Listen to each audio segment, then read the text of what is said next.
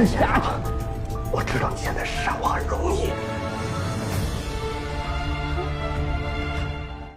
Tuan Shen mulai kehilangan kendali melihat seorang kakek tua yang berlumuran darah. Lin, yang berdiri di luar sel, terus memantau reaksi Tuan Shen dengan cermat. Tuan Shen menyinggung Lin dengan berkata bahwa Lin masih belum dewasa dan terlalu naif, setelah mencoba menguji kesabarannya dengan membunuh orang lain dan menyalakan bara api di dalam sel untuk memancing reaksi. Kenapa kau masih percaya pada ceritaku bahwa aku adalah vampir? Di tengah percakapan, pria yang terluka parah oleh Lin mulai merintih meminta tolong. Namun, Lin dengan kejam berkata, nikmatilah makananmu, Tuan Shen. 救救我！救救我！沈先生，不忍与你忘之于江湖。 Amarah Tuan Shen membara. Dia mendekati Lin, suaranya gemetar karena marah. Apakah kau tidak melihat itu manusia? Lin menjawab sinis, bukankah kau pemakan manusia? Ada manusia yang hidup dan bernapas, serta manusia yang hidup tapi tidak bernafas. Manusia harus hidup dan mati dengan martabat. Apakah kau kira dengan kekuasaanmu, kau bisa mengatur hidup dan mati seseorang? Siapa sebenarnya yang lebih kejam, Lin? Kau yang memperlakukan manusia seperti mainan, atau aku yang mencoba menjaga mereka tetap hidup? Baiklah, kau manusia yang berbudaya dan mulia. Tapi aku akan terus melihat sejauh mana kau bisa mempertahankan kebajikanmu. 你可知道他是个人？你仗着手里有一点权势，就以为能掌控别人的生死？ Tuan Shen duduk kembali, kesedihan mendalam terpancar di wajahnya yang berusaha disembunyikan dari Lin. Di tempat lain, Weilian sedang berada di rumah sakit ketika seorang suster memanggilnya karena ada pasien darurat. Weilian segera bersiap, tetapi tiba-tiba Milan muncul, wajahnya penuh kepanikan. Weilian, kau tahu Tuan Shen ditangkap polisi? Tanya Milan. Weilian tampak terkejut, tapi mencoba menenangkan Milan. Aku tidak tahu, tapi aku yakin Tuan Shen akan baik-baik saja. Dia orang yang taat hukum. Suster kembali memanggil Weilian, namun Milan mencegahnya pergi. Apakah kau tidak peduli pada Tuan Shen? Dia dalam bahaya. Weilian yang tetap tenang menjawab, aku peduli padanya lebih dari yang kau kira. Tapi saat ini, ada nyawa lain yang membutuhkan bantuanku. Tuan Shen akan baik-baik saja, aku percaya itu. 那是你太大惊小怪了。可他有危险。司徒医生，病人大出血旋。你不要担心啊。你不关心他。什么叫我不关心？ Sementara itu, Lin memerintahkan Gui Sheng untuk memanggil wartawan, sementara Tuan Shen tampak berjuang menahan dirinya di tengah pria yang terluka parah. Pria itu akhirnya sekarat, dan Tuan Shen, yang dilanda kesedihan, bangkit untuk menutupi jasadnya dengan jubah yang ia kenakan. Dia berdoa untuk pria itu sebelum kembali duduk dan menangis dalam kesunyian.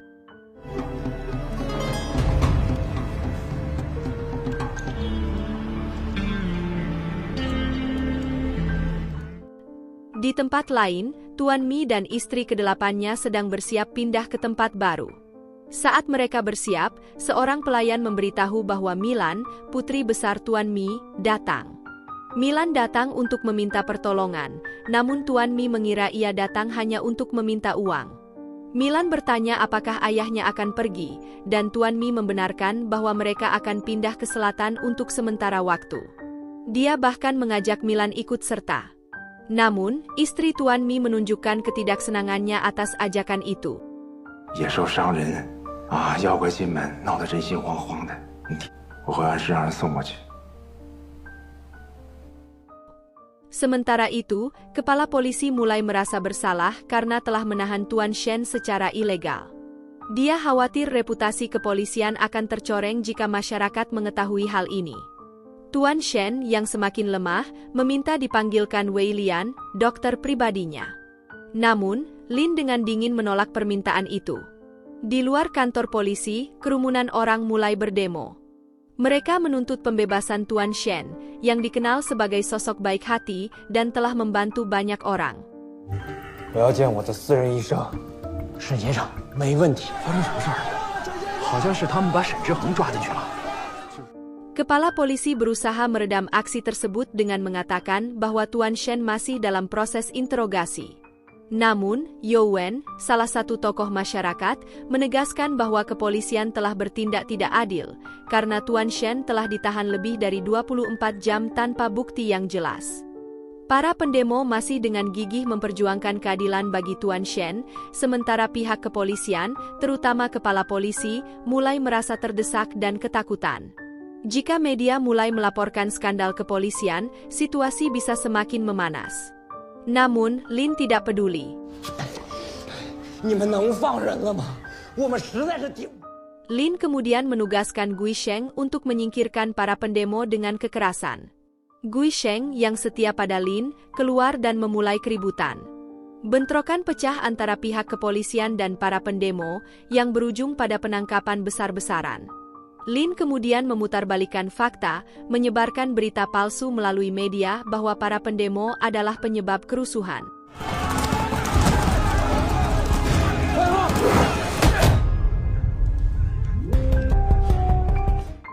Lin, tanpa rasa bersalah, menawarkan kesepakatan kepada Tuan Shen. Lin berjanji akan memperbaiki reputasi Tuan Shen di mata publik dan media jika Tuan Shen mau bekerja sama dengannya. Namun, Tuan Shen dengan tegas menolak. Di tempat lain, Milan yang cemas memohon kepada ayahnya untuk membantu membebaskan Tuan Shen. Ayah Milan, seorang pria berpengaruh, awalnya meragukan apakah Tuan Shen benar-benar membutuhkan bantuannya. Namun, karena desakan Milan yang terus bersikeras, ayahnya akhirnya mencoba menghubungi kepala kepolisian pusat. Sayangnya, kasus ini terkait langsung dengan Lin, yang memiliki kekuasaan besar. Kepala kepolisian pusat pun tidak bisa melakukan apa-apa dan menyarankan agar tidak ada yang ikut campur. Merasa tak berdaya, ayah Milan akhirnya meninggalkan Milan begitu saja karena terburu-buru mengejar kereta, hanya memberikan uang kepada putrinya sebagai bentuk perhatian terakhir.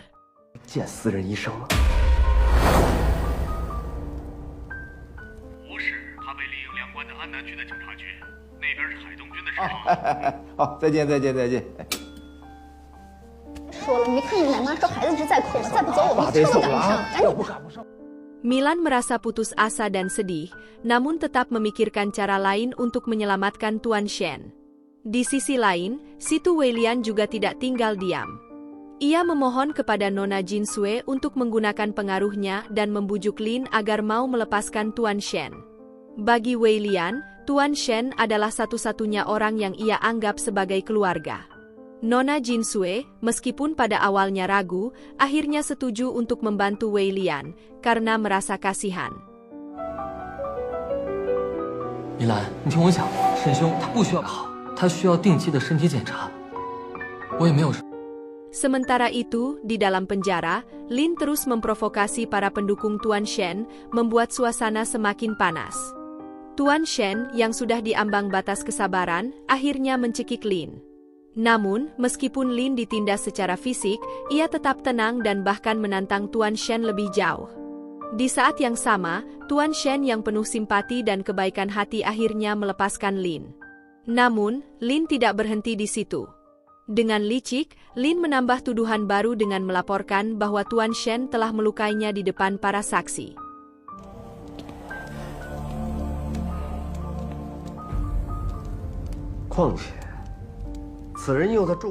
Di luar penjara, Weilian dan Nona Jinsue bergegas menuju kantor polisi. Sesampainya di sana, Nona Jinsue mencoba memanfaatkan pesonanya untuk merayu Lin, berharap bisa meyakinkannya agar membebaskan Tuan Shen. Namun, Lin berdalih bahwa luka-lukanya disebabkan oleh Tuan Shen, dan karena itu ia tidak bisa membebaskannya begitu saja. Mendengar hal ini, Nona Jinsue malah marah kepada Weilian, merasa bahwa dirinya telah dibohongi. Meski Weilian berusaha menjelaskan kesalahpahaman ini, Jinsue yang sudah terlanjur kecewa memilih pergi meninggalkannya. 却跑到这臭烘烘的警察局来。沈兄，你怎么又受伤了？二小姐，我在工作，这天王老子来了我也不放人，这不是你该待的地方。俊麦，我回头慢慢跟你说。 Pada saat yang sama, Kepala Kepolisian Haidong menerima telepon penting dari Kepala Kepolisian Pusat yang memerintahkan pembebasan Tuan Shen dan para pendemo. Di tengah situasi yang semakin genting, Milan tiba di kantor polisi.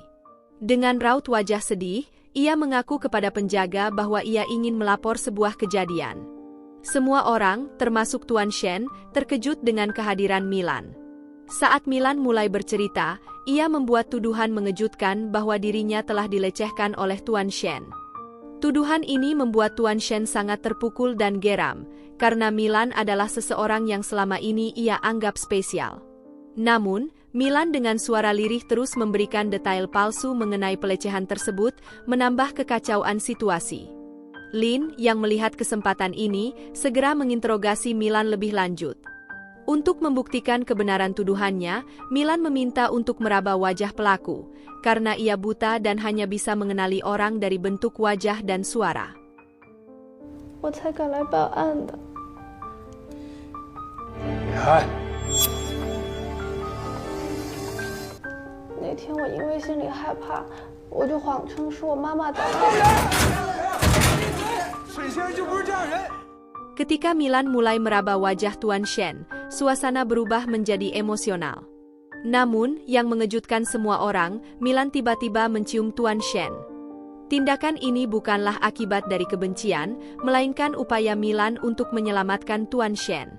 Milan tahu bahwa Tuan Shen dalam kondisi lemah, dan ciuman itu adalah cara Milan memberikan darahnya, sebagai sandiwara yang dibuat agar dia bisa menolong Tuan Shen. Di saat yang sama, Ketua Qin Shanhing tiba-tiba datang ke kantor polisi dan dengan tegas memerintahkan pembebasan Tuan Shen. Qin, yang ingin menjaga citranya di mata publik dan wartawan, tidak ingin terlibat dalam skandal ini lebih lama. 回家去。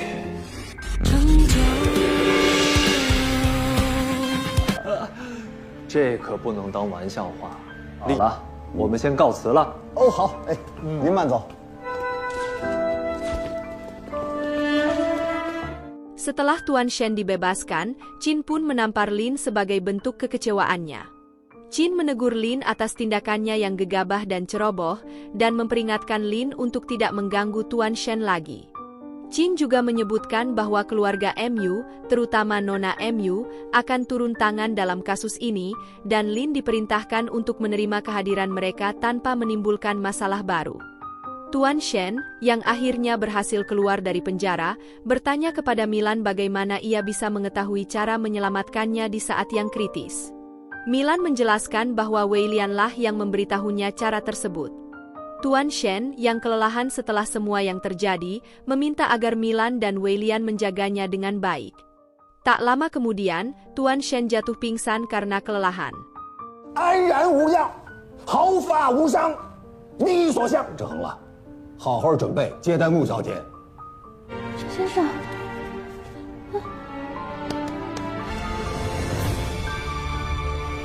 沈先生。 Di sisi lain, Lin merasa menyesal karena telah membentak Nona Jinsue. Meskipun Lin dikenal sebagai seseorang yang acuh tak acuh, kali ini ia tidak bisa membohongi perasaannya sendiri. Lin menyadari bahwa ia mencintai Jinsue dengan tulus, namun tidak tahu bagaimana mengungkapkannya. Meski hatinya hancur, Lin tetap berdiri di rumah Jinsue berharap ada kesempatan untuk menebus kesalahannya.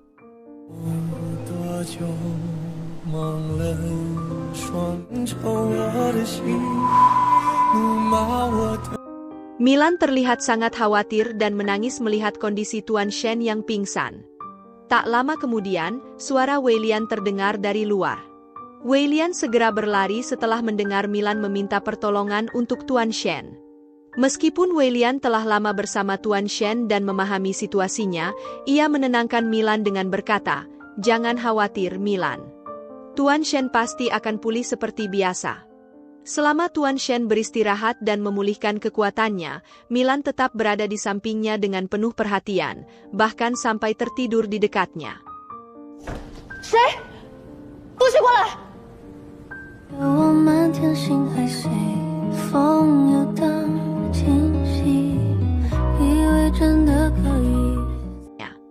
Hari-hari berlalu, dan akhirnya Tuan Shen sadar kembali dengan kondisi bugar. Sementara itu, Milan terus berada di ruangan Tuan Shen, meraba-raba dan mencium aroma barang-barang miliknya. Ia bergerak ke sana kemari, tampak sangat terikat dengan segala sesuatu yang berhubungan dengan Tuan Shen.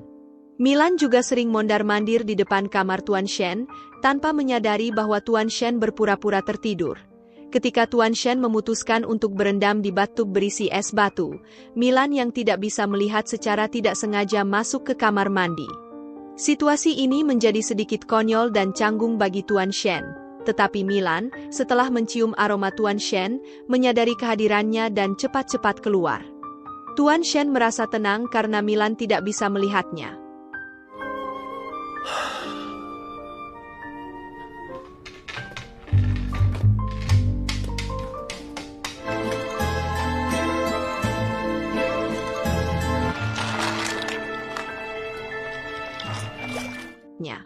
Di sisi lain, Lin sedang menyeduh makanan ketika terdengar ketukan pintu.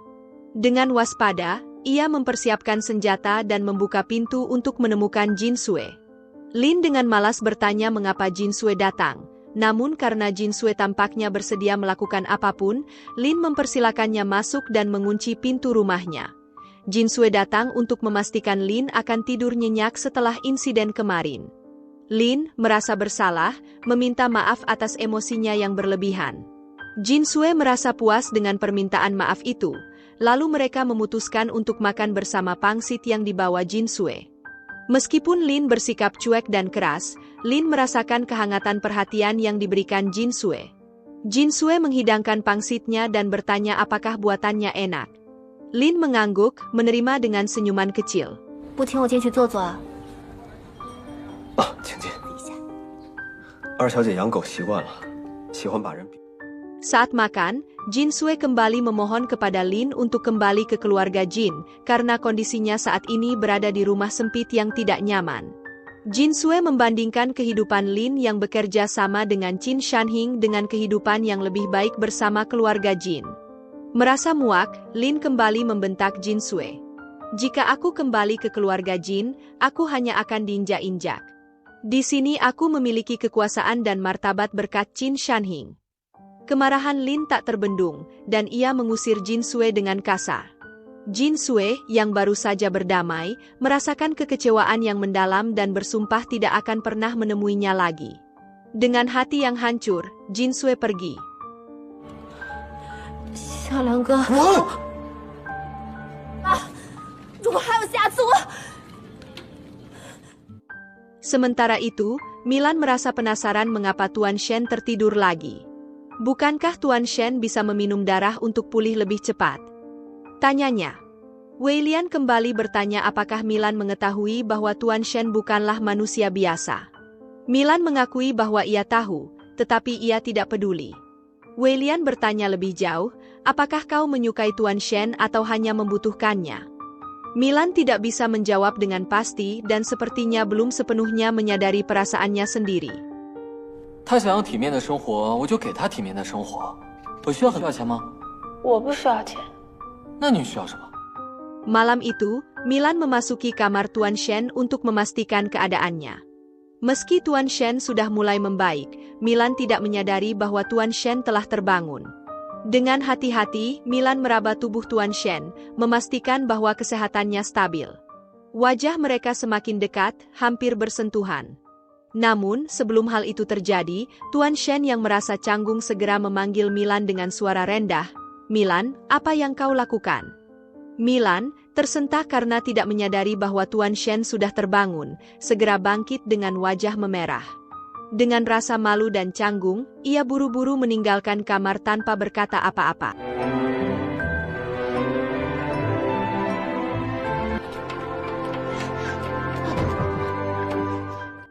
Keesokan harinya, Weilian datang membawa koran terbaru. Dengan senyum jahil, dia memberitahu Milan bahwa saat ini dia menjadi sorotan publik. Kau tahu apa berita utama hari ini? Ternyata ada foto bahwa kau dan Tuan Shen berciuman di penjara. Kata Weilian sambil terkekeh. Milan tertegun, sementara Tuan Shen yang tengah duduk di dekatnya langsung merebut koran itu. Weilian hanya tertawa kecil, menggoda Tuan Shen. Di tengah candaan itu, Tuan Shen tiba-tiba berubah serius dan menoleh pada Milan. "Milan, minum susu ini sekarang," katanya dengan nada sedikit tegas.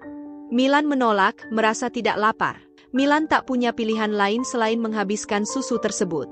不需要交代。 哦，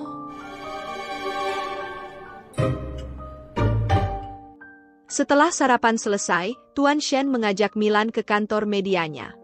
Setibanya di sana, mereka disambut dengan baik oleh para staf. Milan, yang selalu penuh rasa ingin tahu, menanyakan alasan mengapa Tuan Shen memutuskan untuk menjalankan media surat kabar. Tuan Shen menjawab dengan cara yang penuh ilustrasi, menguraikan bahwa kata-kata memiliki kekuatan besar, seperti senjata yang bisa mengubah pikiran orang. Milan yang cerdas segera menangkap makna dari ilustrasi Tuan Shen. Ia menyadari bahwa meskipun Tuan Shen tidak langsung menyatakan niatnya, usahanya dalam menjalankan media ini adalah cara untuk mewujudkan aspirasinya dan memengaruhi masyarakat. Percakapan mereka terpotong ketika Youwen, salah satu bawahannya, datang. 好， 先生，好， 再试试， 你有什么抱负？ 这说来， Tuan Shen dan Milan beranjak ke ruang kerjanya untuk membahas hal penting. Tuan Shen mengungkapkan rencananya memberikan kompensasi kepada para pekerja yang terlibat dalam demo kemarin, meskipun tindakan mereka tidak benar. Ini sebagai wujud kepedulian, katanya dengan tegas. Tuan Shen juga meminta Youwen untuk segera mengurus makan keluarga mereka dan, yang lebih penting, menghapus pemberitaan tentang Milan demi menjaga martabatnya. Meskipun hal itu dapat merugikan perusahaan, Tuan Shen lebih mengutamakan kebenaran daripada menyebarkan rumor. 家里内幕，你也不想想，人家米兰一个女孩子，怎么能让人这么随意？你笑什么？ Sementara itu, ancaman baru datang. Nona Mu Lihua, seorang wanita yang penuh misteri, tiba di stasiun Haidong. Kedatangannya membawa tekanan baru bagi Tuan Shen. Dia segera menemui Qin Shanhing di kedai mana. Qin Shanhing menyambut kedatangan Nona Mu dengan penuh kehormatan, mengakui bahwa meskipun dia telah beberapa kali menangkap Tuan Shen, pria itu selalu berhasil lolos. Mereka berdua kini bersekutu untuk menyelidiki dan menjatuhkan Tuan Shen. Nona Mu mengklaim memiliki senjata rahasia yang bisa mengalahkan Tuan Shen, senjata yang masih menjadi teka-teki bagi semua orang.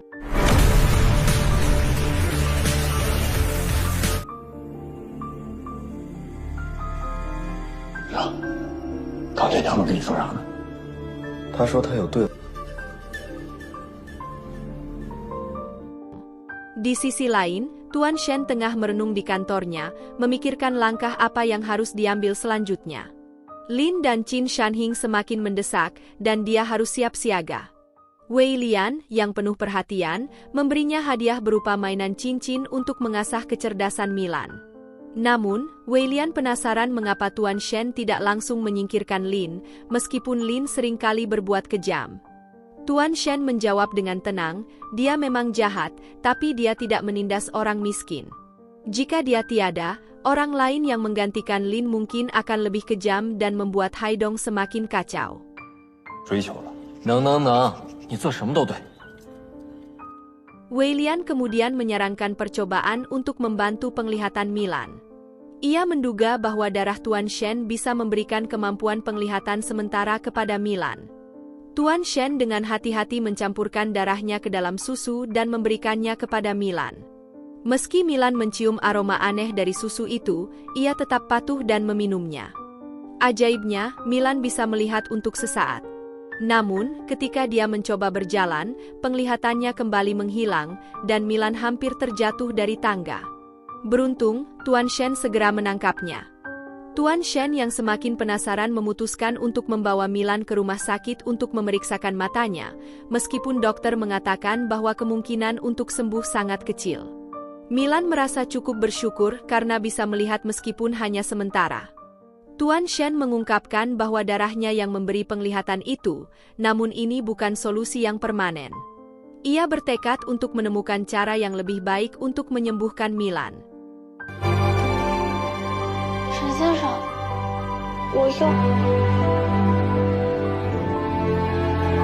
爸爸能让我看到吗？就算是片刻的光明，但那无异于饮鸩止渴。 Di tempat lain, Lin dan bawahannya mendatangi kediaman Nona MU. Mereka diundang untuk menyaksikan demonstrasi kekuatan senjata rahasia Nona MU manusia berbadan baja. Gui Sheng, salah satu petarung terbaik, ditugaskan untuk menguji kekuatan manusia baja itu. Meskipun Gui Sheng berjuang sekuat tenaga, manusia baja itu tetap tak terkalahkan, bahkan dengan satu pukulan Gui Sheng terlempar hingga pingsan. Lin yang menyaksikan kejadian itu terkesan dan memuji Nona MU atas persiapan matang yang ia lakukan. Sementara itu, di tengah ketakutan yang terus menghantuinya, Lin bermimpi buruk tentang Tuan Shen. Di dalam mimpinya, Tuan Shen hadir di rumahnya, membuat Lin ketakutan hingga melepaskan tembakan sembarangan.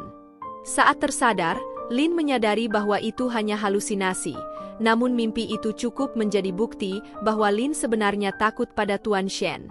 Di malam hari, Tuan Shen dan Milan menghadiri pertunjukan teater bersama. Milan yang penuh rasa syukur mengungkapkan perasaannya. Jika aku diberi takdir untuk memilih, aku ingin tetap hidup, karena kau masih hidup, ucap Milan lirih. Tuan Shen terdiam mendengar itu, hatinya tersentuh oleh ketulusan Milan yang menganggapnya sebagai kekuatan untuk menjalani hidup. 怎么样，李会长？穆小姐。